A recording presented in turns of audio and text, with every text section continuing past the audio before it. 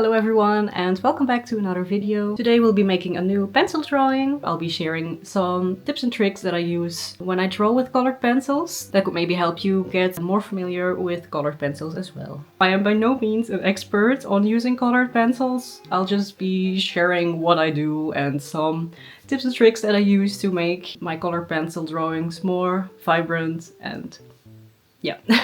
I was also gifted some new colored pencils by Arrtx that we'll be trying out in this video. As a little disclaimer, I have not been paid by Arrtx. They sent these pencils to me for free to try out and to review. So I'll be giving my honest opinion of them later on in the video. And without further ado, let's get right into it.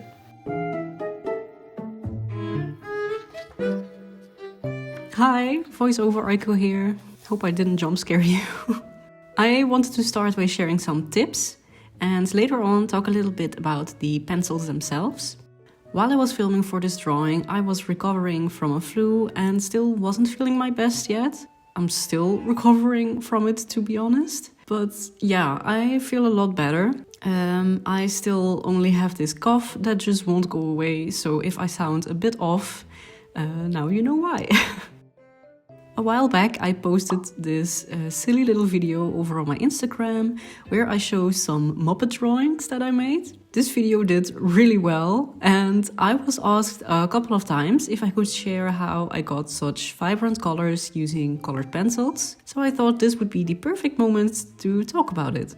Most of the tips I'll be sharing go hand in hand with each other, so I might repeat some stuff multiple times. Some decisions you make can have an effect on the entire process and can make things easier or a lot harder for yourself. For each tip, I'll share why I did each thing and how it affected my process. So this way you might be able to more easily apply it to your own process as well. My first tip would be to consider what kind of paper you're going to use if you want to draw with colored pencils. I personally prefer to use non-textured paper when I know I'll be drawing with colored pencils. The reason for this is when you use textured paper, there are parts of the paper that are higher and some that are lower. And with your pencil you're going to have trouble reaching the lower parts of the paper. While if you use non-textured paper that has a flat surface, you'll be able to create more even layers. And this will make your colors look more vibrant. I've drawn a little example up on screen to hopefully explain this concept a little better. There's this specific drawing I made in middle school where I struggled a lot with using colored pencils and I didn't understand why my colors looked so washed out. We had to draw on this really textured paper that we got from our teacher, and because of the texture a lot of white kept coming through, no matter how many times I went over these parts with my colored pencils. I just couldn't reach those deeper parts in the paper and it ended up making the drawing look really washed out. As you can see on the example on screen, there is a lot of white still poking through. The other problem was that because I tried to cover up these white parts, I pressed down on the pencil very hard and went over the same parts many times over.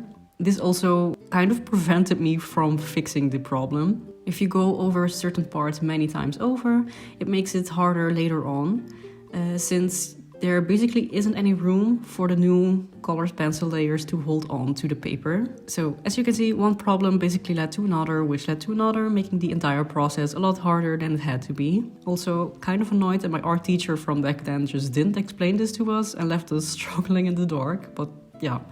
I figured it out now, and hopefully this will help you avoid this mistake as well.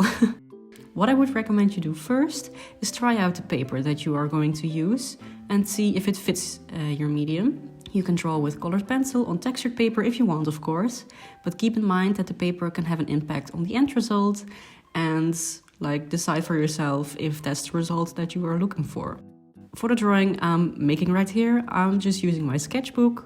This is an art creation sketchbook. These sketchbooks are relatively cheap and have a really nice flat surface in my opinion. Perfect for beginners and if you have trouble being afraid to draw in fancy sketchbooks because you're afraid to mess up. My second tip would be to try to layer your colors. Just like with paint, they often give you the tip to not use paint straight out of the tube, but to mix colors. And I basically want to give you the same tip, but for colored pencils. As you can see in the drawing I'm making on screen, I apply the first layer of colored pencil always really lightly. By adding a light layer, you can more easily add another light layer on top of it, giving the effect of mixed colors, or even a new color altogether. And of course you can add more than one layer. If I were to just leave it as the first layer, I would get a very light pastel drawing with not a lot of vibrant colors and depth. What I did a lot in this drawing is place down a light layer of one color first, then go over it with another layer of another color, and then later on add another layer of the first color again. This way the color on paper is a new color that you might not originally have in the set. You can create warm or cool undertones this way, or you can even add some funky colors to the mix of layers to create some fun effects. As long as you don't press down on your pencils too harshly while going over certain spots multiple times, you can create a really subtle and beautiful effect. Layering is a slow process and you'll need quite a bit of patience to eventually get the result that you're looking for. In general, I would say using colored pencils is a very slow medium, but you can use this to your advantage. Because you are building up your colors slowly, there is a lot more time to correct or cover up mistakes if you happen to make them. You've also got the time to take a step back, reflect on your drawing, and add more things later on if it's necessary. I would also advise to not make pencil drawings that are too large. This is purely an advice speaking from my own experience. Because it's such a slow and repetitive medium, it can get quite boring really quickly, especially if you have large sections that you've got to color in. With colored pencils, you also tend to make a lot of the same hand movements over and over. So this can also make you prone to RSI symptoms, or even just sore parts on your hands, like a blister. So if you're not very familiar with colored pencils yet, don't make things too hard for yourself at first. Experiment with what feels comfortable for you. My next tip is to not press down on your pencil too hard too early on. If you press down hard, you'll make it a lot harder for yourself to layer more colors on top of it later on. So I would advise you to try to avoid doing so, especially early on. The pencils I'm using here are quite waxy, so if I were to press down really hard on these, it would make it nearly impossible to add another layer on top. This would be less of a problem if you are using colored pencils that have a more chalky base, but still, I would still advise you to not press too hard.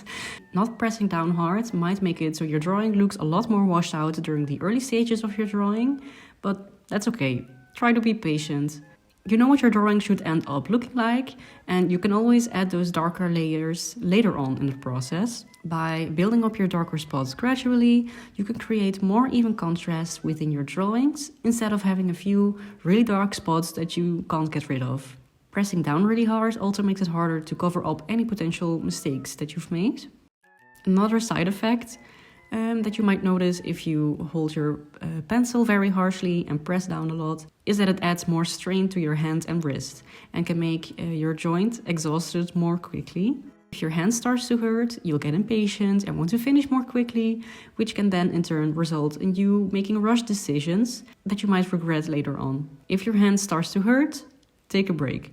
The drawing won't go anywhere and you can pick the pencil back up anytime and continue from where you left off. Please take care of your body and listen to it. Instead of pressing down to make a deep color, I would suggest you work from light to dark.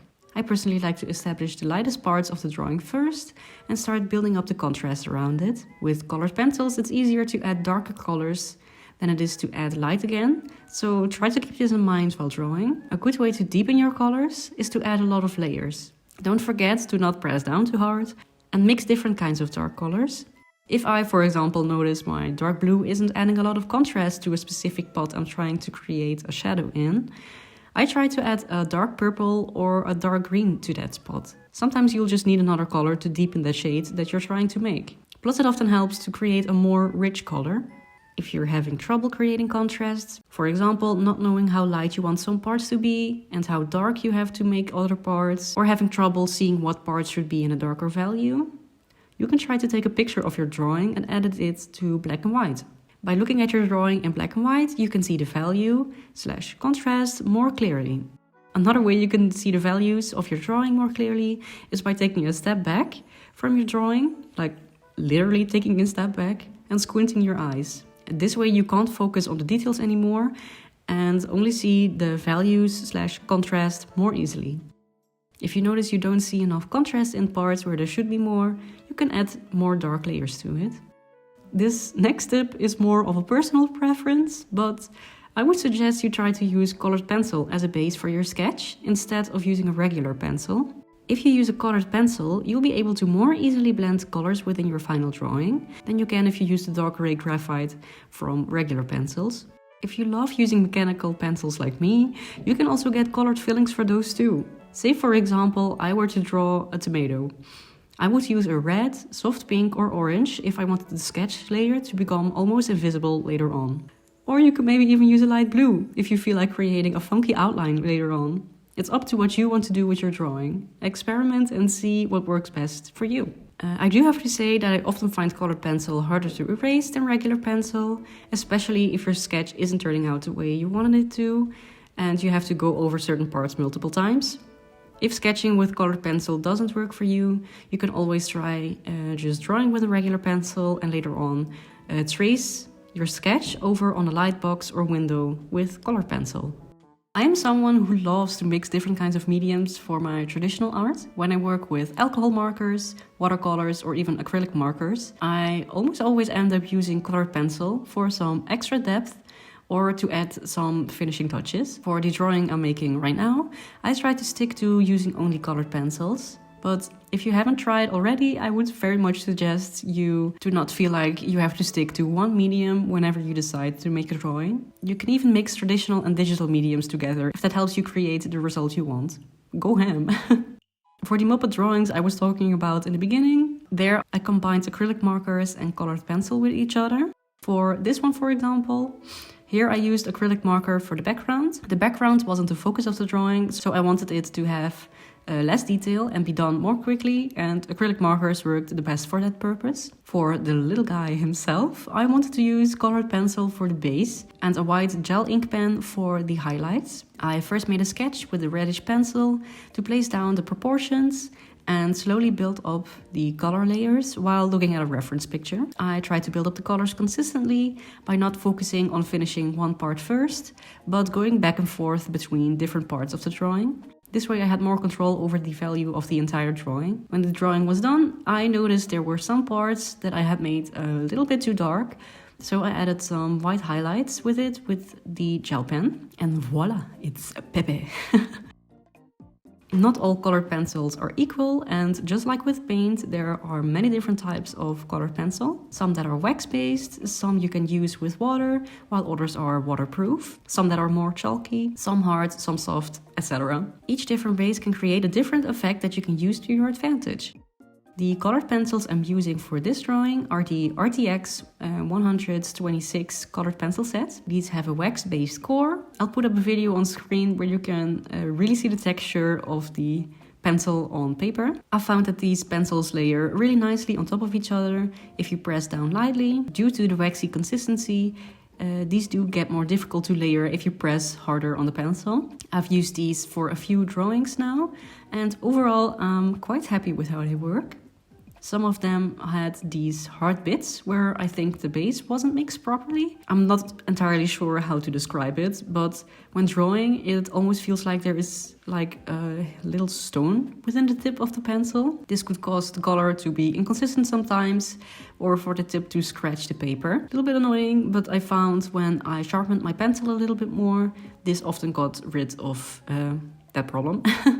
What I love most about this set is the range of colors. Having 126 different options to play with is really a lot of fun, and because of this I've been using them a lot. If you've invested in a new pencil set, I would suggest you first make a swatch sheet and really test out the pencils. The colors on the paper don't always match the wrapping on the pencil, and this way you can get a better feel for all the colors that you can play with. Test out how well the pencils layer on top of each other. Test it on different kinds of papers as well if you can. Knowing what your pencils are capable of will help you plan out your drawings more effectively.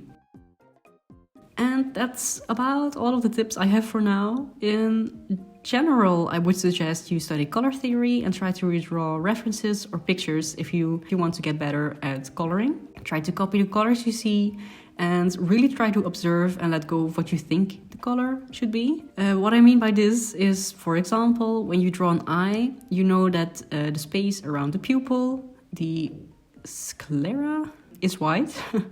But don't let this fool you to always let the space around the pupil be white. When you're studying colors, you'll often see that it has gray parts in there for the shadow of the eyelashes, or light pink shades if the eye is like a little bit irritated, for example. Really look at what you see. This I found was the best way for me to get better at using colors. I still have a very long way to go myself, so I don't feel comfortable telling you much more about color theory. But there is a channel that I would very highly recommend you go watch if you want to know more about colors. I'll put up a few helpful videos on screen as well that have really made me understand colors more. Anyway, that's all for now. I hope you enjoyed watching this video and that my tips were in some way helpful to you. If you have any coloring tips yourself, feel free to share them in the comments down below. Thank you for supporting me by watching this video all this way already. It really helps a lot. If you'd like to support me even further, you can like this video, subscribe if you're interested in more videos like this, or even check out my other social medias. Those will be on screen and linked down in the description. Hope you have a nice rest of your day, and maybe I'll see you in the next one. Bye bye!